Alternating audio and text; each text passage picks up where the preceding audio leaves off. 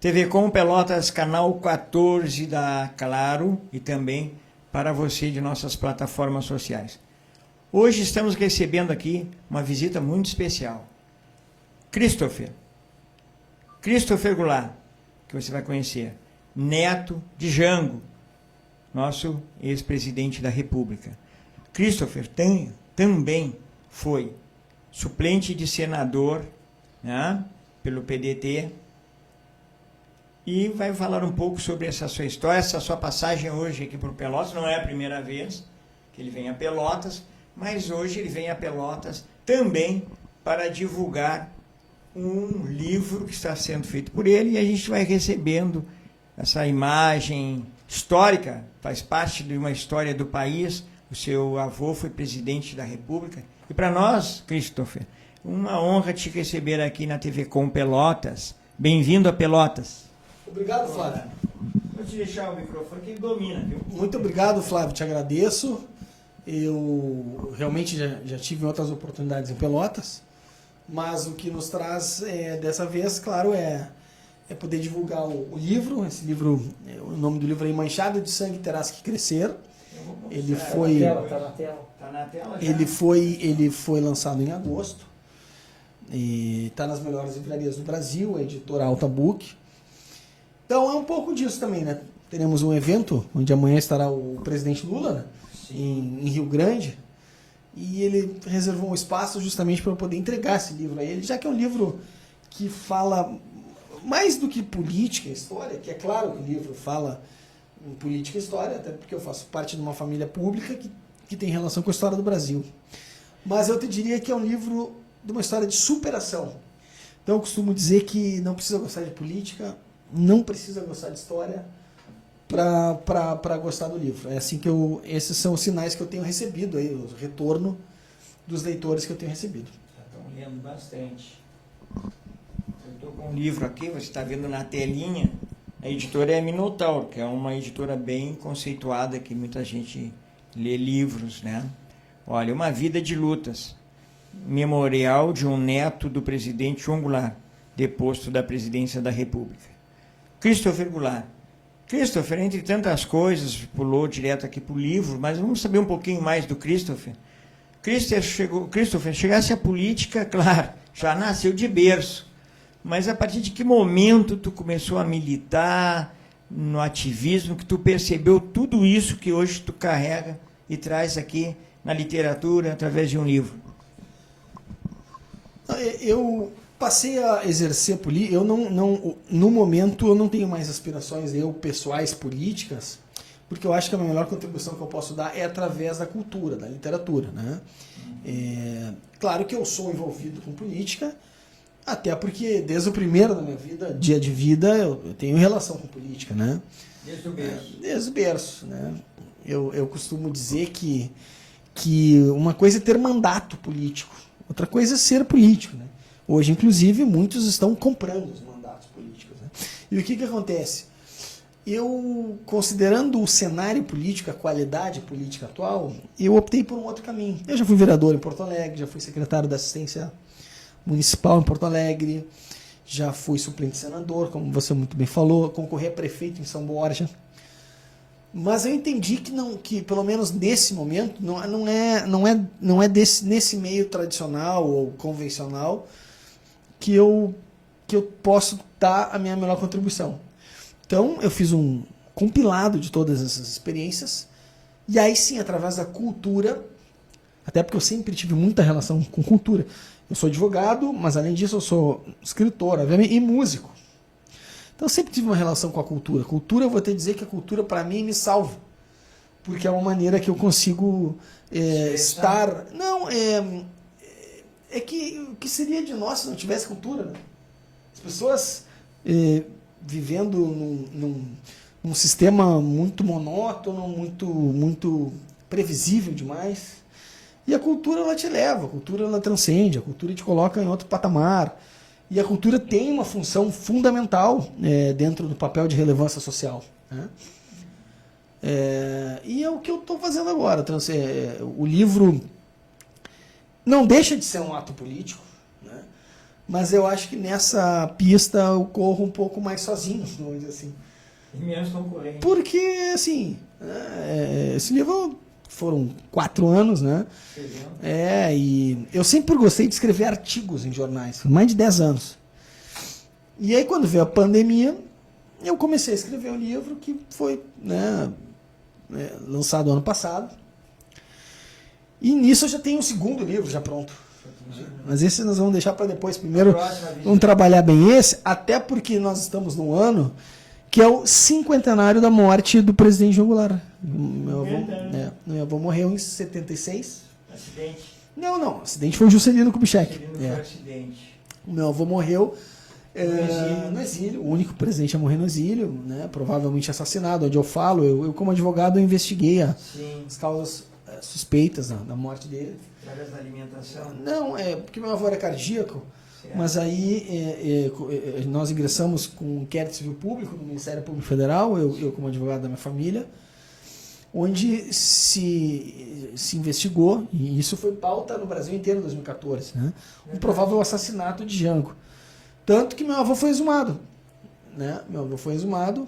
Claro que não se encontrou nada, porque muito tempo, né, a decomposição do corpo, não foi possível detectar um composto químico, mas a tese seria essa, que ele tomou um remédio, ele era cardíaco, e aí teria forjado um ataque cardíaco. Né?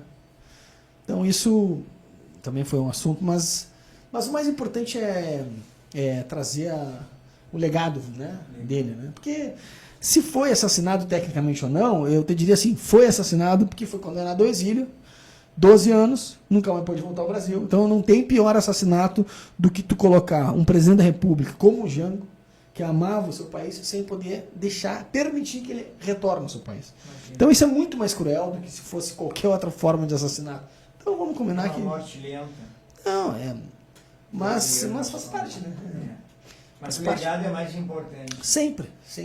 Ele tem no legado dele, o que te traz a memória? Entre tantas coisas. Para mim é muito claro. Primeiro que eu digo o seguinte, muito além da obra política dele, que é conhecida, pública, né, Zé Fábio de Base, meu avô era o herdeiro político de Getúlio Vargas, um cara extremamente humano, né, um cara conciliador. Mas para mim está muito claro que isso aqui tem a ver com energia, sabe? É uma energia muito mais requintada, era um espírito muito evoluído, né?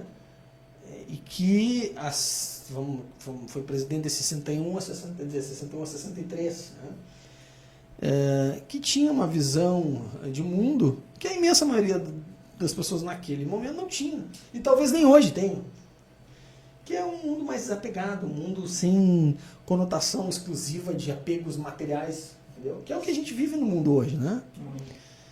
E isso realmente não leva a nada. Perguntando, então, para depois a gente mudar um pouco a pauta, a relação Jango e Brizola. Historicamente, a gente acompanha o que dizem, mas na tua ótica, na tua visão. Eles eram cunhados, né? Sim. O Brizola era casado com a dona Neuza, que é a minha tia-avó, duas grandes líderes trabalhistas com perfis políticos, né, modos de operar muito diferentes. Porque o Brizola era um cara mais aguerrido, mais, né, tribuno, mais incendiário, vamos dizer assim. O meu avô era um cara mais conciliador, né? Só que tem um negócio, sempre essa pergunta sempre vem, né? Sempre quando eu falo em várias entrevistas, sempre vem. E aí eu sempre digo o seguinte, a questão é que a responsabilidade dos dois era diferente, né? Porque quando tu tem a caneta para presidir um país, convém tu não ser bravateiro, né? Porque muitas vezes as bravatas e gritaria é jogo eleitoral, entendeu? Então quando me falam isso, porque um tinha coragem, o outro não tinha coragem, não, mas é que um era presidente do Brasil, entendeu? Não estou desmerecendo o Brizola. Não, mas perfeito. Só que quem tem a caneta, meu irmão, é outra coisa, né? Tu tem a responsabilidade de governar um país, né? Eu não estou dizendo que o governador Brizola, e aliás, marcou a época, a característica dele, por exemplo, foi o que ocasionou a campanha da legalidade, por exemplo, que inclusive deu posse ao meu avô, né? entendeu? É verdade. Só que depois, na hora da corrida, né, na cancha, as responsabilidades são diferentes, né? O Jango teve coragem que meu avô jamais teve. Por exemplo, a coragem de ir no comício do dia 13 de março, anunciar as reformas de base no Brasil. Eu te digo, quem é que teve essa coragem até hoje, de todos os presidentes? Ninguém. Então, e ali foi pro enfrentamento já, né? Já foi porque sabia que ia cair. É isso. Bem, olha, você está assistindo uma entrevista com o Christopher Goulart, que está lançando um livro, já sei que é sensacional, né? Nós vamos estar divulgando nos próximos programas aí, e conversando um pouco de política, é inevitável, sendo ele escritor, músico, também político, foi vereador, nós vamos termos essa pauta aí. Mas tu falou também que é músico, tu compõe, tu canta, fala um pouco aí desse escritor, desse jovem escritor. Você sabe que eu tô meio que às vezes eu penso que eu tô meio que num limbo, porque na verdade eu sou baterista. Aí dizem que baterista não é músico. E também dizem que escritor não é artista. Então eu tô num limbo, assim, que eu não sei exatamente, né? Mas eu considero sim que eu tenho muita. Eu já toquei, inclusive tá no livro, né? Eu toquei muito tempo em banda e tenho uma hora assim, apreço e atração pelo instrumento, mas é a bateria. O negócio é bateria. Não compõe. Não compõe. Assim, não. Vamos imaginar que um livro não deixa de ser uma composição, né? Pois eu acho. Mas eu sempre. É engraçado, quando eu era moleque, assim, minha mãe me deu de presente um violão de corda acústica. Não, corda de aço. E eu fui lá, morava no Uruguai, porque eu tenho 3 nacionalidades. Eu morei muito tempo no Uruguai, sou brasileiro, e nasci na Inglaterra. Essa foto, inclusive, é na Inglaterra. Mas eu lembro perfeito. Daí veio, porque a minha mãe gostava do Christopher Reeve, na época era um super-homem, né? Outro dia eu peguei um motorista de aplicativo, também Christopher, né? Aí é difícil encontrar 2 Christopher. Daí entramos lá e tal, pá, ele meio da minha geração, ele olhou assim. Não vai dizer que a tua mãe gostava do super-homem. Pois é, cara, pá, é isso aí, né? Deu certinho, mas eu tava te dizendo que a minha mãe me deu essa violão de aço, eu estudava num instituto musical chamado Schubert, tá tudo no livro. Lá. E aí na outra sala eu ficava ouvindo a percussão. Sim. E eu, na minha experiência, eu digo que não fui eu que escolhi um instrumento, é um instrumento, assim, instrumento que me chamou. Atenção. Claro. E a bateria é um coração de qualquer banda. Minha pegada sempre foi rock, né? Sim. Sou mais tradicional. E não tem, é consenso que não existe banda boa se não tiver um bom baterista. Embora as pessoas não se liguem muito na bateria, né? Porque é normal, vocalista, guitarrista. Mas não existe uma banda boa, porque o baterista é o coração da banda. Interessante isso. Eu vejo uma banda de forró, Aviões. O cara que mais chama atenção naquela banda, para mim, sempre chamou foi o baterista, que eles citam o tempo todo também no palco. Olha, estamos conversando com o Christopher, eu vou pedir 2 minutinhos e voltamos já.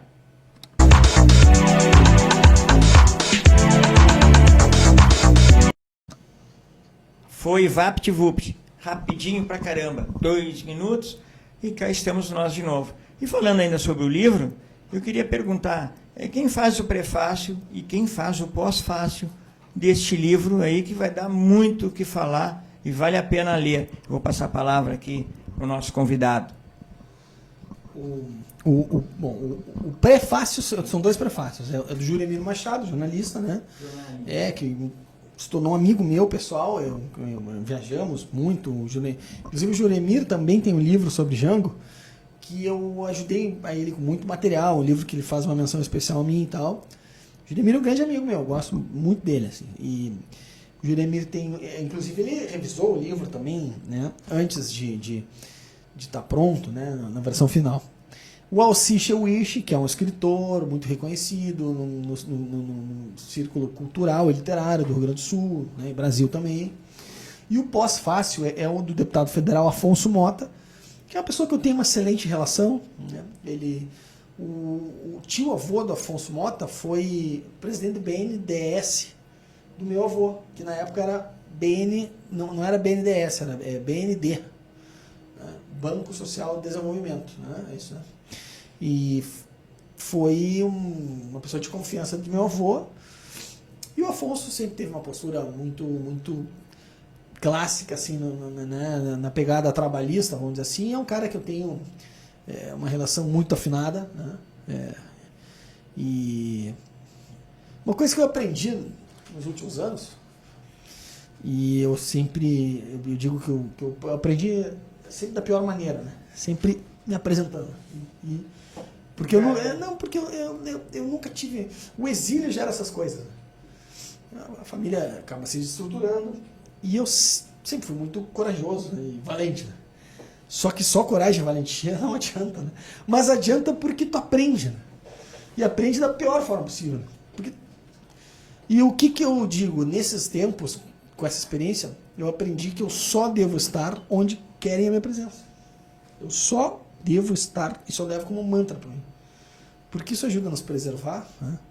Eu só fico onde querem a minha presença. E aí eu conseguia buscar bons aliados, que é o Afonso Mota, entre outros, né? E eu me sinto muito bem amparado hoje nesse sentido, né? No caso com o Afonso Mota. Muito bem, Afonso Mota, quero mandar um abraço também. Entrevistamos ele em abril, mais ou menos, quando ele esteve em Pelotas. Grande conhecido, foi vice-presidente do grupo RBS TV e acompanha bastante a região. Olha, eu quero dar uma ilustrada aqui no programa com a participação das mulheres que estão aqui, que são diretoria e que também são apresentadoras. E eu vou ceder o microfone para que elas possam fazer 2 perguntas, né, para o nosso convidado, antes de encerrarmos o programa. Christopher, eu vou citar 2 grandes nomes, tá? Que é John Bonham, do Led Zeppelin, e Neil Peart, do Rush. São 2 bandas. Você se inspirou em alguma delas? Então, na verdade, tu trouxe 2 bateristas que perfeitamente cabem no top 10 no mundo inteiro, né? Que é o Neil Peart, do Rush. Ambos já faleceram, né?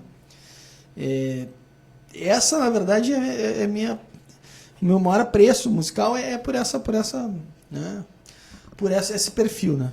Mas o que eu te diria assim, ó, se eu te dizer assim, que era a minha inspiração, era o Keith Moon. Keith Moon era o baterista do The Who, que também morreu muito cedo.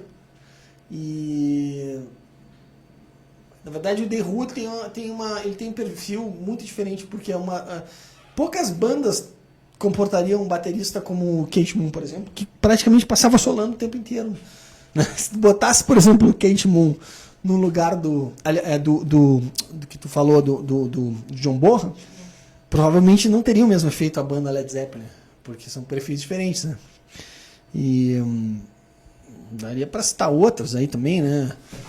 Eu lembro que quando eu me criei, meu pai sempre falava no Jim Krupa. Sabe que o Jim Krupa, isso é na década de 50, né? Foi um precursor do Jim Krupa, porque foi o primeiro cara a colocar a bateria como o elemento principal de uma banda. Então ele tocava, mas ele era porque sempre era o protagonista, né? E bom, aí a gente podia falar vários, né? Mas a minha banda, quando eu toco, mas agora não mais em banda, né? Mas é uma banda de anos 80. Então eu passei uns 2, 3 anos tocando em Porto Alegre, tá tudo no livro, viu? Tá tudo no livro, então é muito bom a sensação. Às vezes eu fico pensando, se eu que tinha uma bandinha, né? Eu gostava muito, mas era uma banda cover, né? Já era uma sensação, a melhor sensação, assim, cara, que eu não tem nada igual, assim, tá num palco tocando, porque parece que teu espírito vai longe, assim, né? Tu imagina um cara desses, né? Se eu ali numa banda que chamava Ácido Vinil, chamava a banda, tu imagina um cara desses aí, Deus o livre. Muito bom, muito bem marcado esses 2 bateristas. Estamos aqui com o Christopher. Boa tarde. Primeiramente, gostaria de te dizer que em Erval, que é minha terra natal lá, tem o bairro com o nome do teu avô, Jango, onde eu quero te levar para conhecer, vai ser uma honra, tá? prefeito Camarão, sempre Camarão, Marco Aurélio, né? Sempre falou muito bem do teu avô, sempre nos contou a história do teu avô, e muito me orgulha te receber hoje aqui na televisão e saber da história. Tu vai me dar o livro, vou ter na minha casa e vai ser um prazer. Christopher, me fala um pouco do exílio que teu avô teve, tá? E me conta, qual eram as pautas que ele defendia sobre a vulnerabilidade social? Por que eu te pergunto? Porque lá na minha cidade, onde tem o bairro Jango, é um bairro que a gente luta há muitos anos, que é a minha luta, e que defende a causa social, e tenho certeza que teu avô era engajado nessa causa social. Eu quero que tu fale um pouco sobre isso, por favor. Então, obrigado, né? Muito boa referência, né, de Erval. Essas são marcas porque o trabalhismo, né, o PDT, né, sempre, de alguma maneira, procurou homenagear, né, o presidente Jango. Aliás, as 3 figuras mais destacadas do trabalhismo, claro, Brizola, porque o PDT foi fundado pelo Brizola, né? O Brizola, eu diria que vem em primeiro lugar no PDT, mas nunca, não dá para esquecer nunca do Getúlio Vargas, que é o nosso principal líder maior, e também de Jango, claro, né? E assim, o Jango era o herdeiro político de Getúlio Vargas, né? Então, para mim é bem claro que o presidente Vargas é a maior liderança política, histórica de todo o Brasil, porque foi o cara que né, a Revolução de 30 partiu de Getúlio Vargas. Então a gente fala de um Brasil antes de Getúlio e depois de Getúlio, né? E sempre todas as políticas, ou pelo menos a maior força dessa corrente política do trabalhismo, sempre foi inserir, como tu muito bem falou, os mais vulneráveis em uma cadeia, né, produtiva, social, no sentido de que eles tenham capacidade própria de desenvolvimento social, político, econômico, né? Seja através da educação, né? Porque não tem como tu emancipar um povo se não tem educação, né? E nesse sentido a cultura também é fundamental, né? Porque lamentavelmente as pessoas se utilizam do artifício de manipular as massas, né? As massas sem instrução ou sem um pensamento crítico são muito fáceis de cair na inoperância, né? Como cidadão, né? E eu acho que assim, o principal é reforçar a cidadania nas pessoas, né? Porque as pessoas, aí falando, eu já fui secretário municipal da assistência social, então lá se usa muito esse conceito de vulnerabilidade social, né? E uma das coisas, isso em Porto Alegre, uma das coisas que eu percebi é que muitas vezes o que falta para as pessoas é algo que a gente pouco percebe, que é a vaidade própria no sentido de autoestima, entende? Porque muitas vezes as pessoas se sentem tão inferiorizadas e o sistema ajuda a que a pessoa se sinta um nada, que a pessoa se coloca, ela vê a televisão, né, para ser o vitorioso, tem que ter uma lancha, tem que ter um helicóptero, tem que ter uma mansão, que é o que a sociedade de consumo prega, né? O professa, vamos dizer assim, né? Quando, na verdade, se a pessoa soubesse a força, se cada pessoa soubesse a força que a própria cidadania tem e que cada voz de cada pessoa pode mudar muita coisa, desde o momento em que não se coloque numa situação de omissão, né? Eu tenho uma voz, vocês estão falando de música aqui, eu adoro um trecho de uma música do Rapa, que fala assim, né, qual a paz que eu não quero conservar para tentar ser feliz? Paz sem voz não é paz, é medo. É a submissão que nós estamos falando. Eu acho que isso tem tudo a ver com a capacidade dessas pessoas se desenvolverem, aparecerem como agentes sociais, como pessoas, como indivíduos, né? E a contribuição do meu avô nesse sentido foi enorme, né? Por exemplo, agora que me vem a cabeça, você sabia que o 13º foi aprovado no governo João Goulart? O 13º. Todo mundo que recebe 13º passa pelo governo João Goulart, né? Bom, a questão de Vargas, que vem de antes, então nem se fala, porque o salário mínimo foi criado pelo presidente Vargas, né? E lembrando que a assistência social, né, ela é muito mais no sentido de dar possibilidade para que as pessoas se insiram, né, dentro de um que não pode ser algo paliativo, entende? Tem que ser algo que, por exemplo, vou dar um exemplo, questão do Bolsa Família, que muita gente critica, que não utiliza. O Bolsa Família tem pré-requisitos, né, de que o cidadão que se beneficia do Bolsa Família tem que estar lá dentro da rede de educação, tem pré-requisitos, porque não basta realmente para fazer as pessoas se emanciparem, né? Claro que é importante, é fundamental, e aí tem a ver com a reconstrução da dignidade das pessoas. Eu vou te falar uma coisa, tá? Eu quando eu era na Secretaria de Assistência Social, eu vi pessoas que tinham vergonha de sair para a rua ou de pedir emprego porque não tinham dentes na boca. Não tinham dentes na boca. Então, assim, a pessoa tem a própria autoestima. Então, são situações básicas, sabe? E tem que ter um olhar especial para isso. Tem que ter um olhar diferente para isso. Não pode tratar as pessoas como gado, sabe? Que é o que normalmente acontece. Então, essa foi a participação da Norma Lee e da Jocasta, que estão aqui nos estúdios, acompanhando o trabalho da TV Com, né, recebendo Christopher, um escritor, um músico, um político, um cidadão, e que amanhã estará em Rio Grande entregando um livro histórico para o presidente da República, Luiz Inácio da Silva. Eu vou passar o microfone novamente para o Christopher, que tem intimidade com o microfone, né, para ele dar aí nos aproximamos, né, da parte final do programa. Boas entrevistas passam rápidas, mas entrevistas participativas. E nós aqui na TV Com, deixo o registro aqui, nós entrevistamos a todas as pessoas, indiferente de credo, de religião, diferente de outras emissoras que andam fazendo por aí. Aqui é cidadania, aqui é uma comunicação muito, muito democrática, e é o que o programa e a TV Com Pelotas há 23 anos pratica. Christopher, a palavra é sua. Muito obrigado. Vou passar o microfone para ti, depois a gente encerra. Tá bem, eu te agradeço a oportunidade, né, de poder falar com todos os que nos assistem, né? E reforço, então,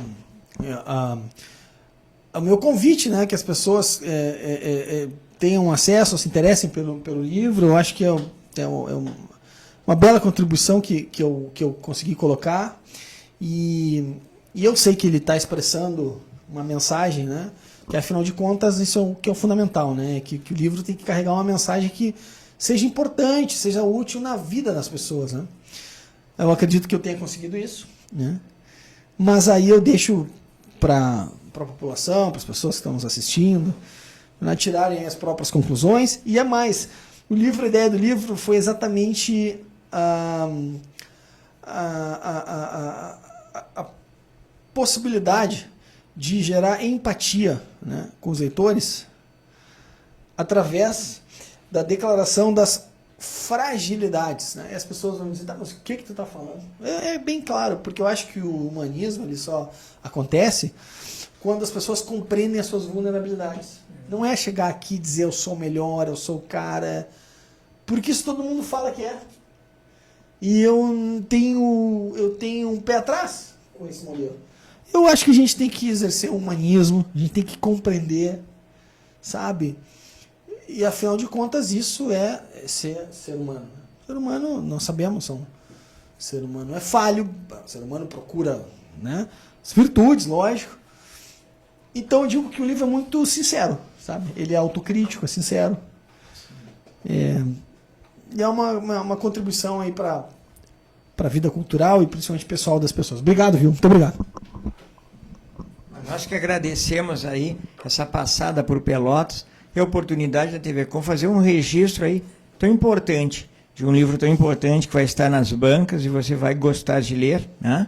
Obrigado, Christopher, por essa participação e essa entrevista exclusiva aqui para a TV Com Pelotas. Tá bom, muito obrigado. Até a próxima.